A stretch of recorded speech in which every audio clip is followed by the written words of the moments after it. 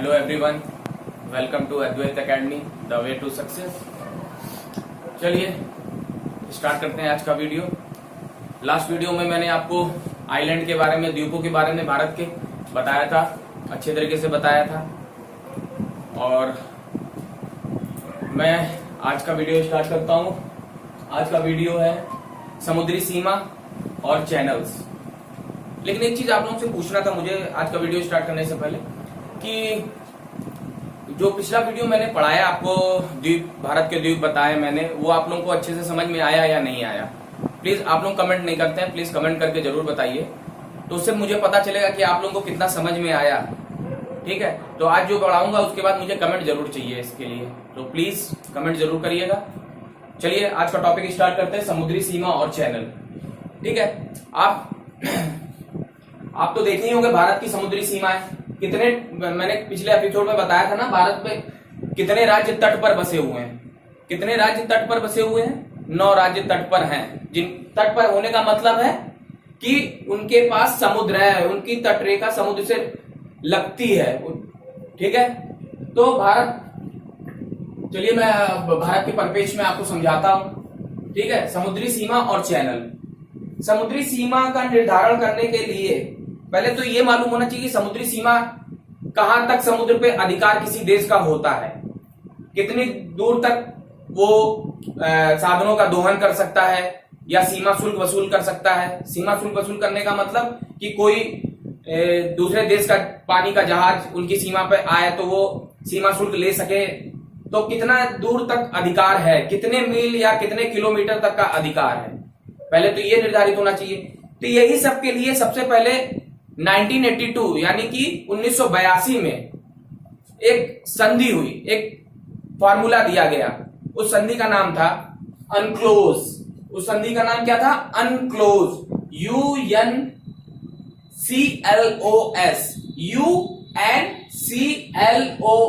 Unclose. इसका full form है United nation convention on the law of सी। क्या है? United nation convention on the law of सी। ठीक है, ये एक संधि हुई थी, उसमें निर्धारित किया गया था, बताया कई 3 स्टेप में ये संधि हुई थी, 3 स्टेप में बांटा गया था। 3 स्टेप कौन कौन से थे? हर देशों को यही अधिकार दिए गए हैं। 3 स्टेप में बांटा गया था। तो सबसे पहला क्या बांटा गया? सबसे पहला प्रादेशिक समुद्री सीमा। क्या?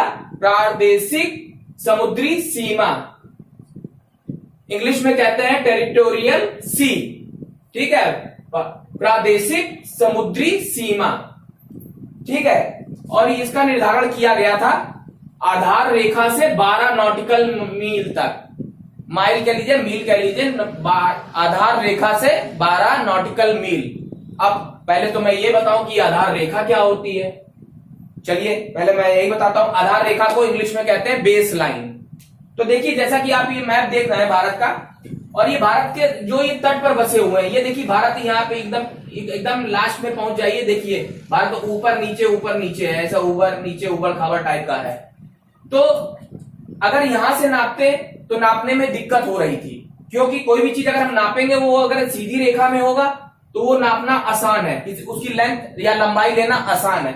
मगर अगर यही रेखा ऐसी होती, कटी पिटी होती, ऐसे घूमी हुई होती, ऐसे करके ऐसे ऐसे होती, तो क्या उसको हम आसानी से नाप सकते थे? कहीं ज्यादा होता, कहीं कम होता। तो इसी के लिए मान लीजिए ये तट है भारत का इस तरह, तो इससे थोड़ा अंदर की तरफ एक सीधी रेखा मान ली गई है। इसी सीधी रेखा को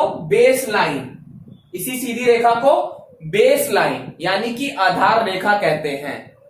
ठीक है, तो यहीं से कोई चीज नापा जाता है, और समुद्र में कोई दूरी नापी जाती है तो हमेशा उसको नॉटिकल माइल में नापा जाता है, समुद्री मील में नापा जाता है। ठीक है, और एक समुद्री मील बराबर, एक नॉटिकल माइल बराबर 1.8 मील होता है। ठीक है, ये आप लोग याद रखिएगा। तो पहला जो था प्रादेशिक समुद्री सीमा, इसमें जब बांटा गया था, इसमें आधार रेखा से कितनी दूरी तक का अधिकार था? आधार रेखा जो मानी गई उससे 12 नॉटिकल मील तक अधिकार दिया गया था देशों को। क्या अधिकार दिया गया था कि वो हिस्सा उनका है पूरी तरीके से। मतलब जैसे ये भारत की धरती है, इसमें जितना भी भारत का हिस्सा है, क्षेत्रफल है, सब भारत का है। उसी तरह प्रादेशिक समुद्री सीमा, आधार रेखा, जो ये आधार रेखा है, 12 नॉटिकल मील तक समुद्र का क्षेत्र, वो भी भारत का अभिन्न अंग होगा। ये था इस लॉ में, ठीक है। दूसरा इसका पार्ट क्या था? अविच्छिन्न मंडल, अविच्छिन्न मंडल या संलग्न क्षेत्र, अविच्छिन्न मंडल या संलग्न क्षेत्र, इसको कहते हैं इंग्लिश में कॉन्टिन्यूअस जोन। क्या कहते हैं? कॉन्टिन्यूअस जोन कहते हैं, अविच्छिन्न मंडल या संलग्न क्षेत्र। इसकी दूरी आधार रेखा से कितनी ली गई थी? 24 नॉटिकल मील। कितनी? 24 नॉटिकल मील, 24 समुद्री मील। ठीक है, समझ में आ रहा है? आराम से पढ़िए, मैं इतना धीरे धीरे खुद ही बताता हूं। और ये तो वीडियो है, आप इसको कितनी बार भी पॉज कर सकते हैं, रिप्ले कर सकते हैं, कभी भी पढ़ सकते हैं, तो टेंशन लेने की जरूरत नहीं है। मैं आपको समझा रहा हूं और मुझे यकीन है कि आपको समझ में आ रहा होगा। ठीक है, तो ये हो गया अविच्छिन्न मंडल। अब इसमें क्या क्या अधिकार दिए गए थे देशों को, तो ये भी देख लें हम लोग। तो इसमें 3 अधिकार मिले थे। 3 अधिकार कौन कौन से मिले थे? 24 आधार रेखा से 24 नॉटिकल मील तक साफ सफाई करने का अधिकार उस देश का होगा। ठीक है, साफ सफाई करने का अधिकार होगा उस देश का। ठीक है, दूसरा है सीमा शुल्क वसूलने का अधिकार। सीमा शुल्क लेने का मतलब मैंने बताया था ना कि किसी दूसरे देश का जहाज पानी का अगर उस सीमा तक आ जाता है, अगर मान लीजिए ये 24 नॉटिकल मील है और कोई जहाज यहां तक, ये भारत है ऐसे मान लीजिए, और कोई जहाज यहां तक आ रहा है, इसके अंदर प्रवेश कर गया, तो इनको सीमा शुल्क देना पड़ेगा भारत को। मतलब जो जहाज है इसको सीमा शुल्क देना पड़ेगा। किसको? भारत को। भारत को ये देंगे। अगर सपोज दैट ये यहां तक आता है और यहीं से वापस हो लेता है, तो ये भारत को सीमा शुल्क वसूल करने का अधिकार नहीं होगा। ठीक है, ये तो हो गया सीमा शुल्क वसूलने का अधिकार। तीसरा है वित्तीय अधिकार। तीसरा कौन सा है? वित्तीय अधिकार। मतलब जितने प्रकार के टैक्स वगैरह जो भी अधिकार है सब वो ये देश कर सकता है, ले सकता है। वित्तीय अधिकार अपने हाथ में रहेगा, उसके हाथ में रहेगा। सारा टैक्स जो भी तरीके का लगाना चाहे वो लगा सकता है, उस देश के ऊपर है, विवेकाधिकार है उस देश का। ठीक है, अब तीसरे क्षेत्र में जो बांटा गया है वो है अनन्य आर्थिक क्षेत्र। अनन्य आर्थिक क्षेत्र, EEZ, मतलब exclusive economy zone. Exclusive economy zone में बांटा गया। ये सबसे इंपॉर्टेंट है। कैसे? पहले तो ये बता दे, ये आधार रेखा से 200 नॉटिकल मील तक होगा। क्या?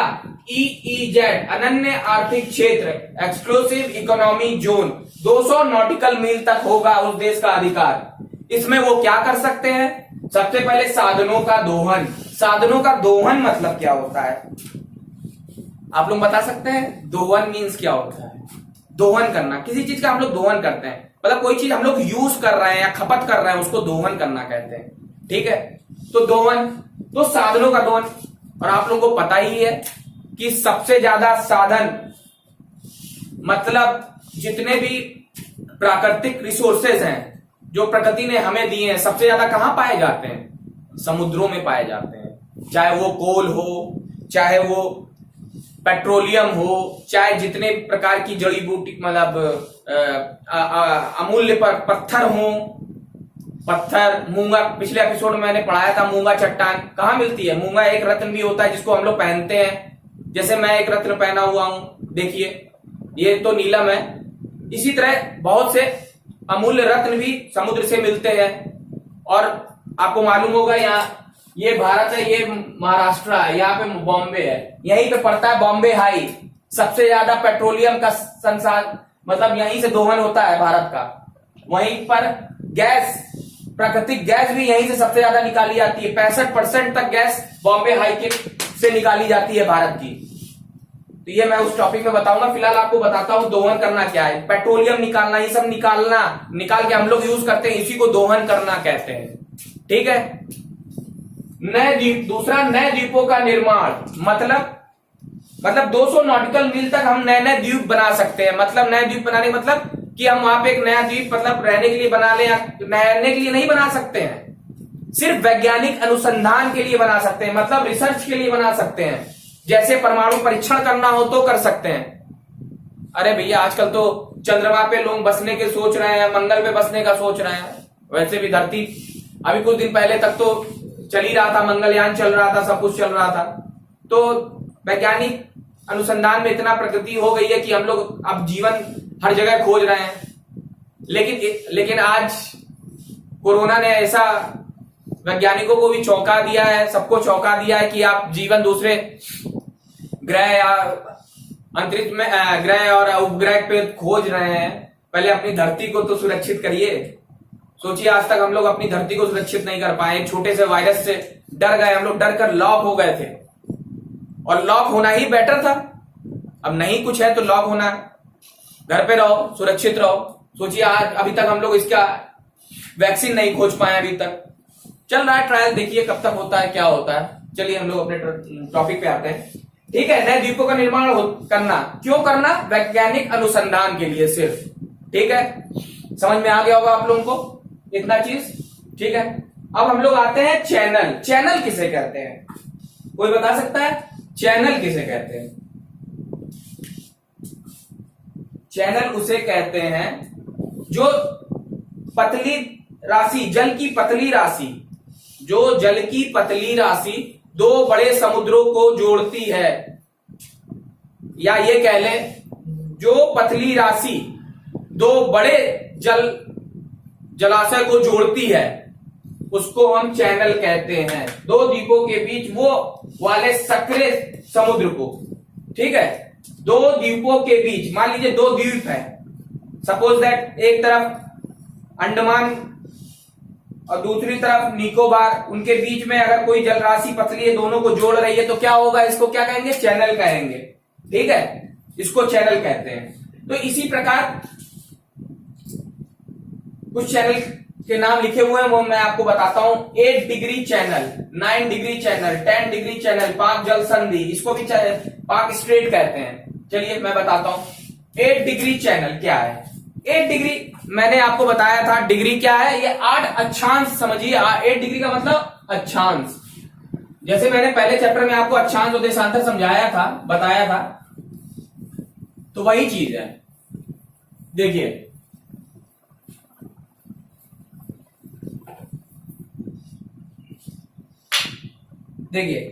ये क्या था हमारा? ग्लोब। ठीक है, धरती। ये बीच से कौन सी रेखा गई? विषुवत रेखा 0 डिग्री की। अब 8 डिग्री कहां आएगा? 8 डिग्री तो यहीं आएगा, ऊपर ही आएगा। ये 8 डिग्री हो गया। सपोज दैट ये 9 डिग्री हो गया, ये 10 डिग्री हो गया, या 90 डिग्री नॉर्थ और 90 डिग्री साउथ, ये होता था। तो 8 डिग्री चैनल मतलब 8 अक्षांश।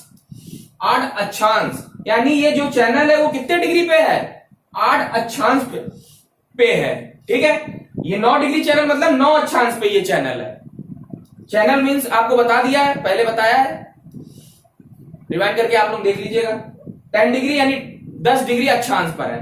तो 9 डिग्री चैनल यानी दो द्वीप कौन से है, किनके बीच में है? ये 9 डिग्री माफ कीजिएगा 8 डिग्री चैनल मिनिकॉय और मालदीव के बीच में है। मिनिकॉय कौन सा है? अरे भैया हमने बताया था ना, यहां लक्षद्वीप है, सबसे छोटा केंद्र शासित प्रदेश। बताया भी था आपको, लक्षद्वीप के नीचे जो द्वीप है उसे मिनिकॉय द्वीप कहते हैं।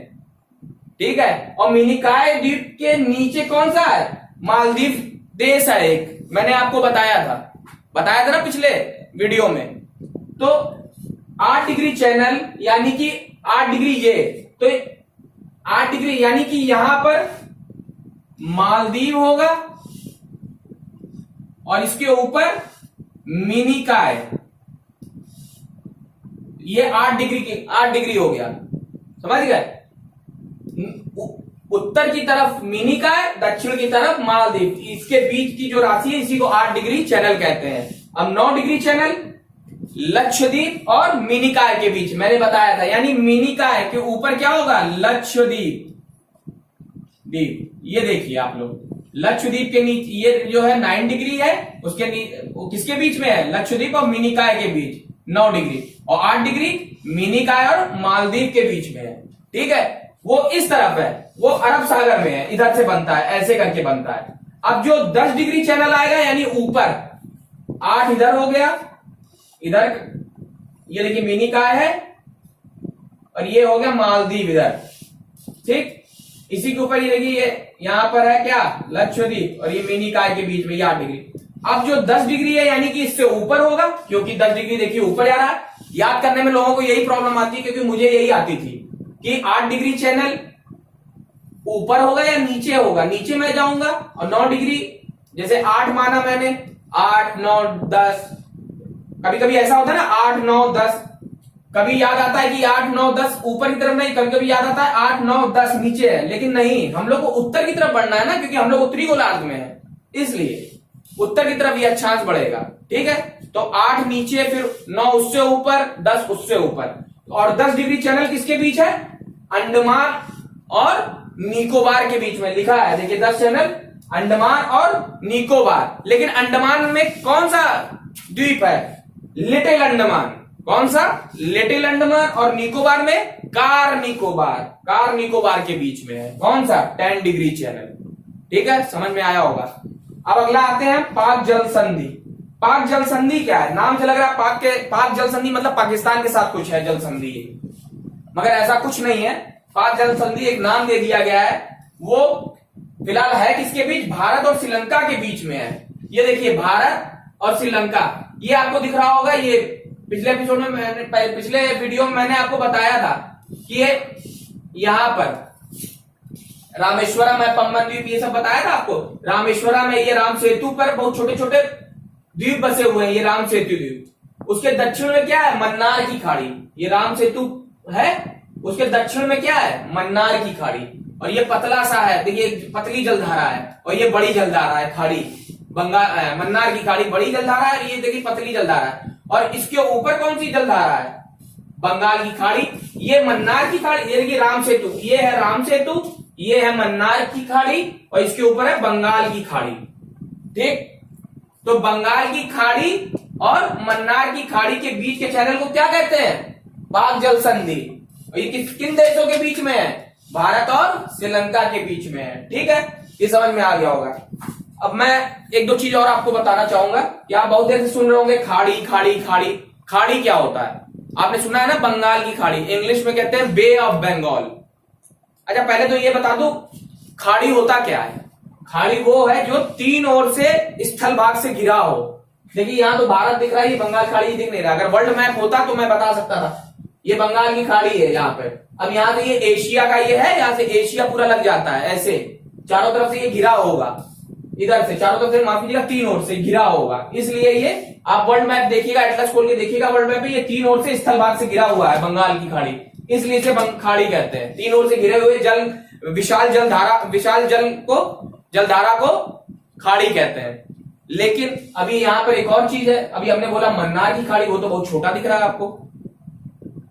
तो देखिए इंग्लिश में क्लियर ज्यादा होता है, इंग्लिश में इसको क्या कहते हैं, ऐसे तो हिंदी में बंगाल की खाड़ी कहते हैं और इसको मन्नार की खाड़ी कहते हैं, सेम है, मगर इंग्लिश में अगर बोला जाए तो ये क्या होता है, बे ऑफ बंगाल, और ये मन्नार की खाड़ी को गल्फ ऑफ मन्नार, गल्फ कहते हैं। जो छोटी जलधारा होती है, 3 ओर से घिरी होती छोटी जलधारा, उसे गल्फ कहते हैं। जैसे यहां पर गुजरात में 2 हैं, कौन कौन सी, कच्छ की खाड़ी और खंभात की खाड़ी, gulf of Kutch, gulf of Khambhat. Khambhat की खाड़ी पर 2 नदियां अपना मुआयना बनाती है, मैंने बताया था आपको।